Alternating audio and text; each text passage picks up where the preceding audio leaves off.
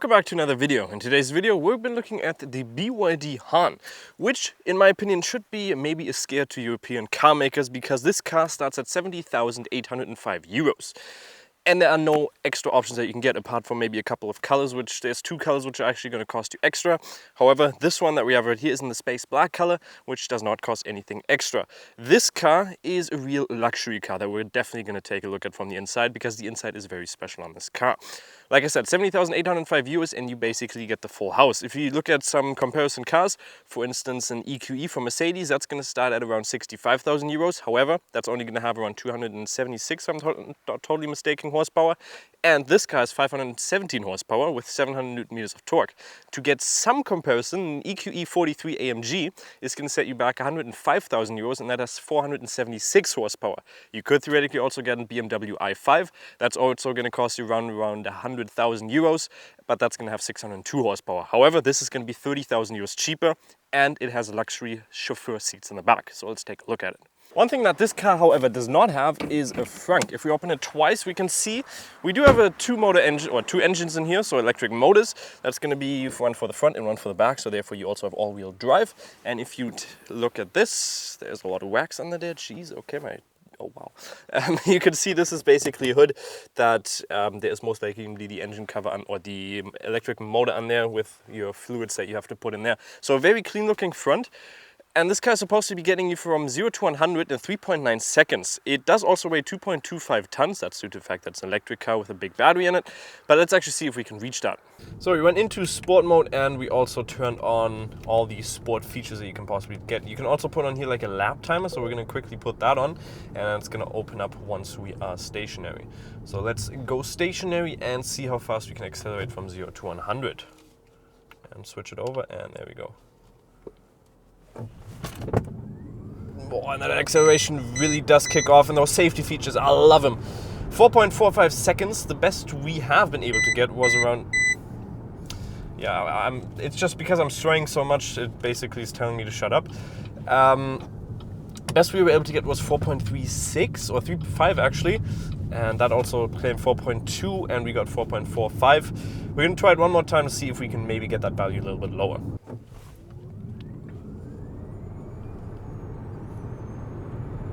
4.37, so basically the value we almost got in the previous test. On the real world test, I don't seem to be able to get 3.9 the best. Like I said, 4.35 was the best we were able to get.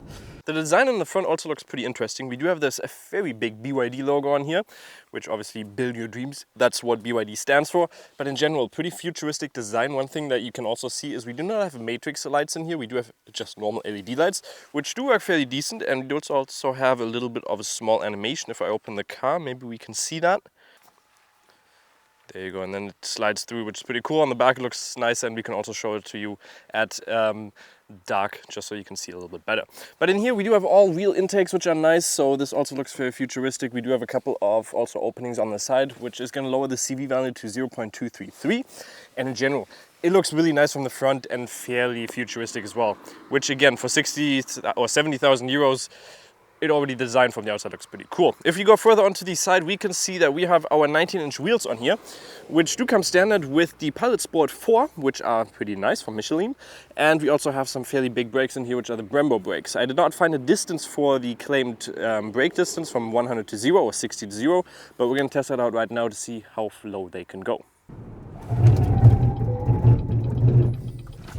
Definitely a little bit of sliding, but that's the fastest value we have been able to get, 2.54. Previous best rating was 35 meters, so maybe we can get a better value now. What did we get? 34 meters, okay, so that's fairly good.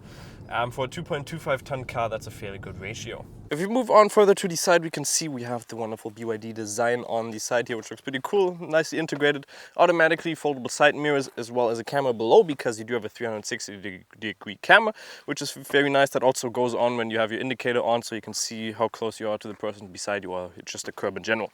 We do also have keyless go, so if we press on this, it's going to fold out, which is nice, just some more aerodynamic features, and you can obviously close it as well if you just press on it once again. Tinted windows on the back, and you can definitely see, if we step back a little bit, this car is insanely big. 4 meters and 4.995 meters, which is basically 5 meters. and it's very big. That also means you might have a lot of space in the back, and we'll check that out in a second. And we also have this like design on the back with the chrome touches. If you want to get a more black touch, you can also get the Emerald Edition, which allows you to have basically everything in black with that beautiful green color on there. So one thing that we do in here have is we don't have a normal lithium ion battery, but we have a lithium iron phosphate battery, which is different because you can, for instance, it doesn't explode, so there's no safety issues in there, and also is more capable of higher temperature and lower temperature just for safety reasons. However, it does not charge very well at high and low temperatures, and it does have a really good loading cycle. So if you charge this thing around 10,000 times, it's still going to have around 75% of its power. However, we only have a loading speed of 120 kilowatts speed at max, which is not the fastest. We do also have a battery in here which is 85.2 kilowatts an hour, and you can use 82 of those. So it's going to take you around from 10 to 80%, 40 minutes, and 30 to 80% around 30 minutes. We're definitely going to also test it out right now to see if that's actually true. Okay, so we just finished loading, or we are still loading, and we did go for around 45 minutes or 40 minutes? No, exactly 40 minutes now. And we are currently at 46 kilowatts, and we loaded a total of 54.6 kilowatts. And you can see it took us around 39 minutes, and we are now at 80%. We started at around 22%. And if we go over to our loading curve, we can see on average we got around 82. That's what we got. And you can see it went up to 126. That was the max. And it stayed there for around, I'd say, 10-20%. And then it went down to around 80 on average. Now it went up to around 82 on the end. So in total, we did get that 126 actually, not 120. We did go up to that value, but only for around 20%, so around from that 20 to 40%. And afterwards, you're going to be looking at 80%, 80 kilowatts that you're going to be charging. So still a fairly good rate. It does have a claimed WLTP of 18.6 when you're using or you're combining it. When you're driving in city, it's around 14.6. When we look at what we have and then new energy and then the consumption, the car has a total mileage of 2,000. I'm sorry, I'm still holding the wheel, the freaking steering wheel, that's still gonna beep at me. 2,376 kilometers, and it has an average fuel consumption, or not fuel consumption, battery consumption of around 20.8 kilowatts an hour. Most of the people that have been driving it are gonna be driving it a little bit more sporty, and therefore doing a lot of 0 to 100 tests, driving sporty around the corners. And for a car that has 517 horsepower, 20.8 kilowatts an hour is a fairly good rate. Let's move on further to the back, where we can again see it looks fairly decent. We do have the light animation. Let's open that one more time to see if it works on the back. There you go. You get that red line going through. It's going to look better at night, so we'll definitely put a clip in there. But we do have a fairly big back, and these lights are again very nice. We have your Build Your Dreams up there, and also the Han 3.9S or 5. I don't know exactly what that stands for. Maybe it's an S, or 3.9 seconds from 0 to 100. Which is cool. And then down here, we don't have the best build quality. If you listen to this is all hard plastic, and it does fold in fairly far. And the license plate's also not the hardest on here. That might be the case where it's a little bit more soundy. But in general, the the build quality down here is not the greatest. We also have this like fake diffuser with our reversing lights down there as well. But in general, a fairly decent looking back, in my opinion. These lights really look amazing at night. In here, we also have a trunk, which is automatically foldable or automatically open. In here we have a fairly small trunk space of 410 liters. If I take this out, you can maybe see it a little bit better. There's going to be some stuff in there. But that is only due to the fact that we can't flip over the back seats because we have the chauffeur seats. Therefore, you're not going to be able to use any more storage space. And you also have your charging cable in here for your booster, basically, so your DC outlet, where you can just put that in. So 410 liters is not the biggest. You also don't have a trunk. You don't have a towing capacity because there is no tow option for this. And you don't have a roof capacity, which is due to the fact that we also have a panoramic window in here. Let's actually take a look at the best thing in this, which is the interior. And in here, you can definitely see that we have a lot of space, and also because of that 5 meter of length. You can see seat is adjusted to my liking, so 1.80 or 5'11", or 6 foot almost. And we do have quite a lot of space in here, foot space also plenty. But one thing that's also very nice is you can flip this down if you want. And in here we have a little touch screen, so a little like iPad thing where you can slide and you can open it, and you can basically adjust everything in here. You can adjust the temperature, which you can also do down here. which is nice. So you can choose your climate control. You also have the media selection where you can actually watch a movie on here, or you can even change the music that's being played.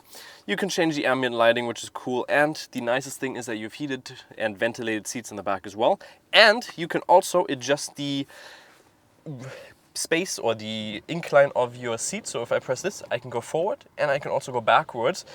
And you can already see I can comfortably basically have a sleep in here because you have so much space. And if you want to sit here, this is the most luxurious seat, because one thing that you can do is you can adjust the seat in the front. So you can move it forward, just so you have a leg room of basically a first class or business class. You can also adjust the incline of it, basically like in a freaking chauffeur, like an S-Class or an i7 or a 7 Series, which is amazing. And these seats are really, really comfortable. You can also, we do have the sunshade or the sunroof in here, which is going to allow you to go on here and you can open the sunshade. You can also open the sunroof, which is nice.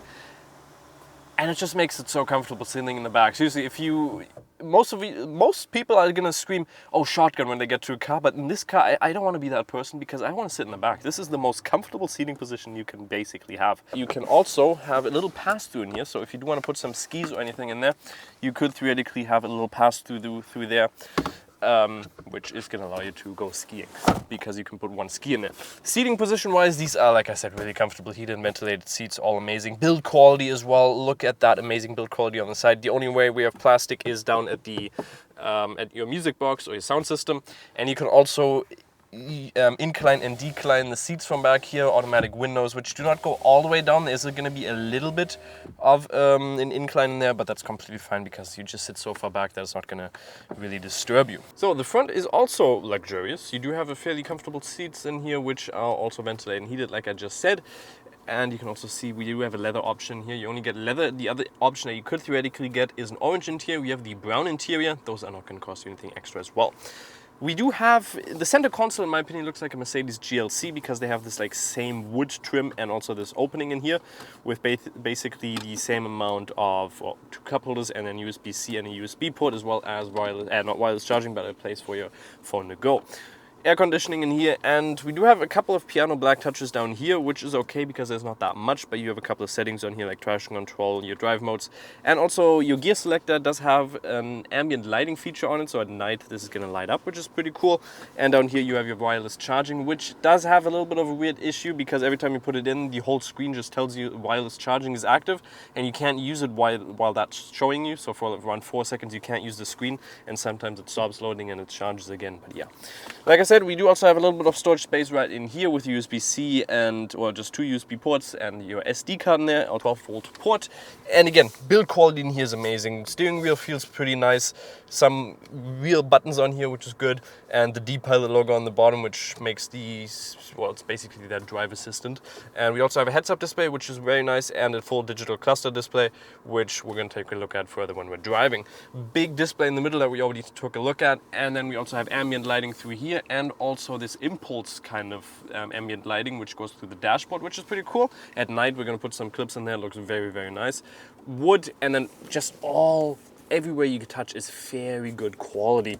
Glove box is also fairly big, so you can put your whole freaking children in there, which is nice. And just in general, legroom in here, again, amazing. Also good build quality up there. We have this wooden trim integrated with the lovely audio system, which has like this cool suede design to it. Memory function, electrical seats for the front as well. This is a really, really nice interior. When we take a look at the infotainment display, you might notice, okay, this is a very Android-based system, and that's what it is. It also is a fairly old-looking Android system. It looks like a Chinese Android system, which is, it looks fairly old, like 2010, something like that, which is not the greatest. You can see we do have a couple of things in here. Spotify, we do have Media Center, we have basically you can listen to music via Bluetooth and stuff like that, but you do not have Apple CarPlay or Android Auto, which is unfortunate because that's the thing I use most of the times. The only thing that you have is you can go in here and then you can basically select music and you can go over the Bluetooth section. And then you can have the, don't stop me now, beautiful. If you go back, we can see navigation is fairly decent.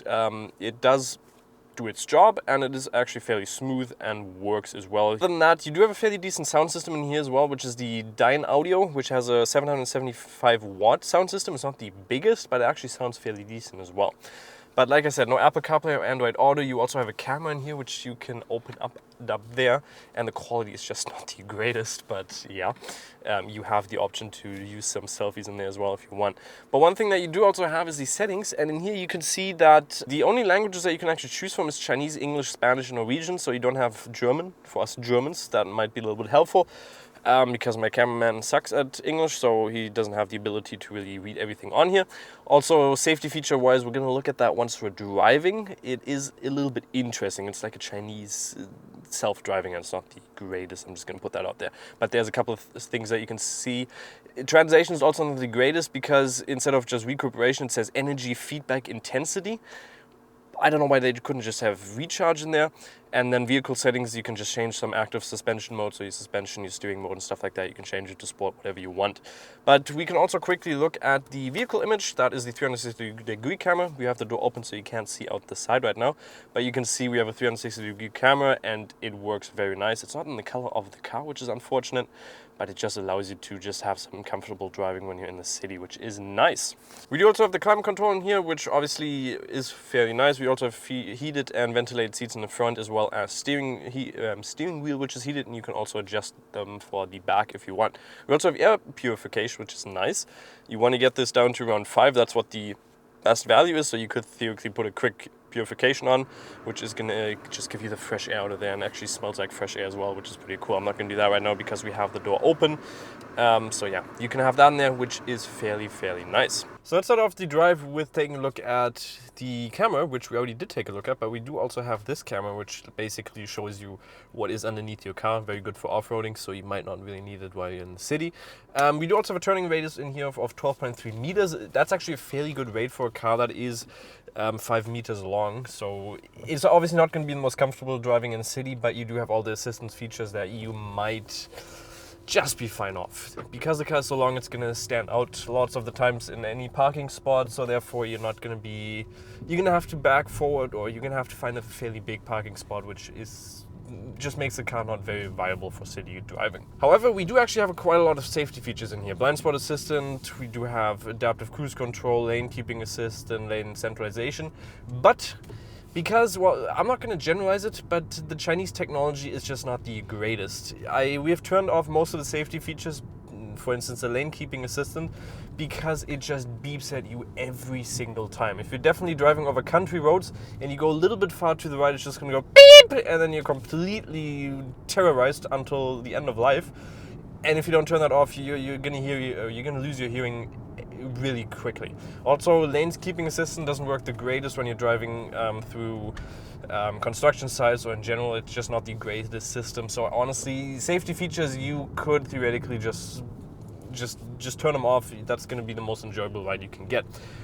Comfortable wise, this car is fairly comfortable. We do have a fairly good suspension in here, which makes it, well, that guy is also on the brink of his life.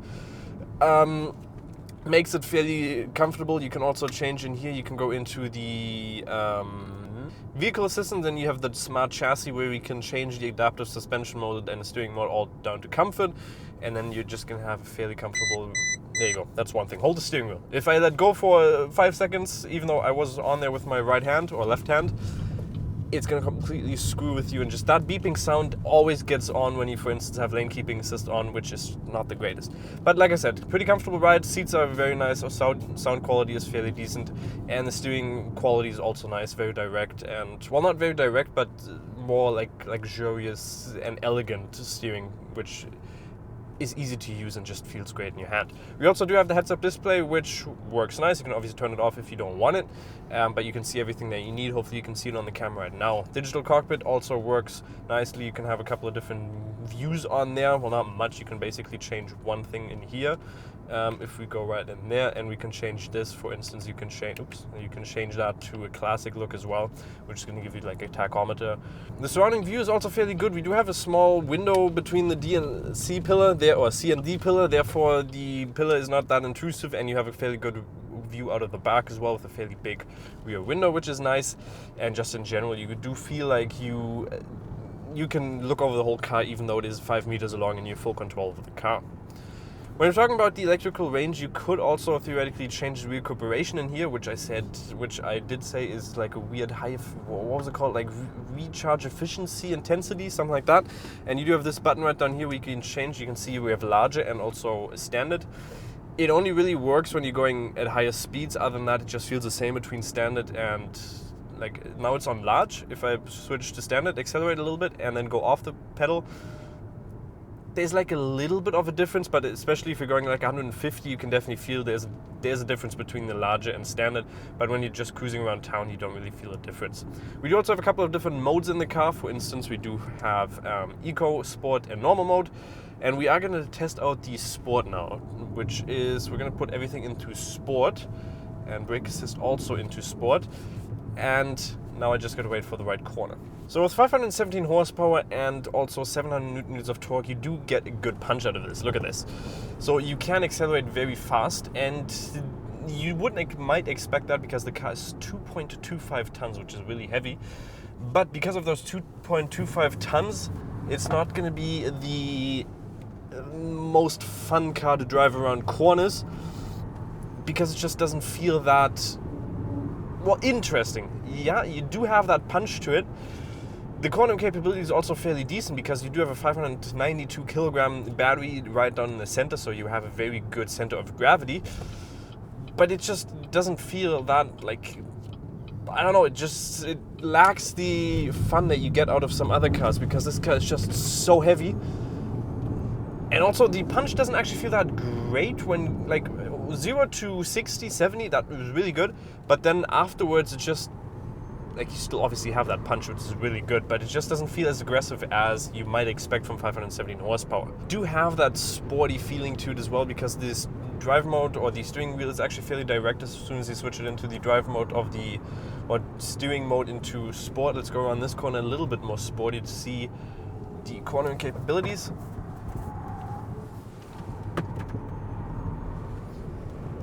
I mean, it handles those corners really good. There was almost no tire screech in there, and that was fairly fast. So you definitely have that feeling, but 2.25 tons just makes the car feel really heavy and just not that fun to drive around these corners. But if you wanna, you can obviously do it, but it's supposed to be more luxurious, and that's exactly what this car is. And there we go, ESC activated. Thank you very much. I love the sound as well. It's just wonderful. So what's my final verdict on the BYD Han? Well, it's a pretty redonkulous quality car, considering it's only going to cost you 70,000 euros. That's still a lot of money, but the amount of car and quality that you get in there is pretty insane for that. If you compare it to other cars, there's nothing really in the range that you get for a full electric car. If they would fix a couple of technology features and stuff like that, then this car would be perfect. Otherwise, the safety features and stuff, they're just too annoying for me. But if they fix that, then the German car manufacturers or the European car manufacturers should really be scared because this thing is really good for the price. Hopefully you guys did enjoy. We'll see you next time, and bye-bye.